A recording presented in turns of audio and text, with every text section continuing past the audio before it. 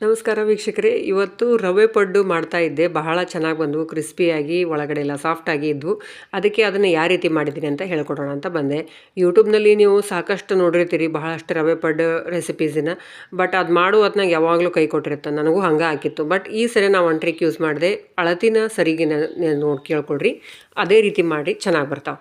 First ನಾನು ರವೆ 1 ಪಾವು, ಕಾಲು ಪಾವು ಮೊಸರು, ಉಪ್ಪು, ಆಮೇಲೆ ಸೋಡಾ ಪುಡಿ ಹಾಕಿ ನೆನೆಸಿ ಇಟ್ಬಿಟ್ಟಿದ್ದೆ. ಆಮೇಲೆ ಅದಕ್ಕೆ ಅರ್ಧ ಪಾವು ಅವಲಕ್ಕಿನ ಚೆನ್ನಾಗಿ ನೆನೆಸಿ ರುಬ್ಬಿ ಹಾಕಿದೆ. ರುಬ್ಬು ಹೊತ್ನಾಗ ಹೆಚ್ಚಿಗೆ ನೀರು ಹಾಕಲಿಲ್ಲ, ಸಾಧ್ಯವಾದಷ್ಟು ಗಟ್ಟಿಯಾಗಿ ಹಾಕಿ ಅದನ್ನು ಕಲಸಿಟ್ಟೆ. ನಾನು ನೀರು ಮಿಕ್ಸ್ ಮಾಡಿಲ್ಲ. ಇವನ್ ವೆಜಿಟೇಬಲ್ನೊಳಗಿನ ನೀರು, ಅವಲಕ್ಕಿ ರುಬ್ಬಿದ್ದು, ಆಮೇಲೆ ಮೊಸರು, ಈ ನೀರಿಂದನೇ ಇಷ್ಟು ಕನ್ಸಿಸ್ಟೆನ್ಸಿ ಬಂದದ. ಇದಕ್ಕಿಂತನೂ ಗಟ್ಟಿಯಾದ್ರೂ ಇನ್ನೂ ಒಳ್ಳೆಯದೇ. ನೀರಾದಷ್ಟು ಕ್ರಿಸ್ಪಿಯಾಗಿ ಬರಲ್ಲ ರವೆ ಪಡ್ಡು. ಹಾಗಾಗಿ ಈ ರೀತಿ ಮಾಡಿರಿ, ಬಹಳ ಚಲೋ ಬಂದಿದ್ವು. ಇದು ಮಾತ್ರ ನಾನು ಎಲ್ಲ ವೆಜಿಟೇಬಲ್ಸು ಹಾಕೋಂಗಿಲ್ಲ ಇದಕ್ಕೆ. ನಾನು ಬೀನ್ಸು, ಟೊಮೆಟೊ ಹಾಕೋಂಗಿಲ್ಲ. ನೀವು ಬೇಕಾದರೆ ಹಾಕ್ಕೋಬೋದು. ಇಲ್ಲಿ ನೋಡ್ರಿ ಹೆಂಗೆ ಬಂದಿದೆ. ಮೇಲೆಲ್ಲ ಗರಿ ಗರಿ ಆಗಿದಾವೆ, ಒಳಗೆಲ್ಲ ಸಾಫ್ಟ್ ಅದಾವೆ. ಈ ರೀತಿ ನೀವು ಮಾಡಬೇಕು ಅಂತಂದ್ರೆ ಇದು ಪ್ರಮಾಣ ಹಾಗೆ ಈ ಟ್ರಿಕ್ನ ಯೂಸ್ ಮಾಡಿರಿ. ನಿಮಗೂ ಚೆನ್ನಾಗಿ ಬರ್ಬೋದು ಅಂತ ನನಗನ್ಸುತ್ತೆ. Thank you.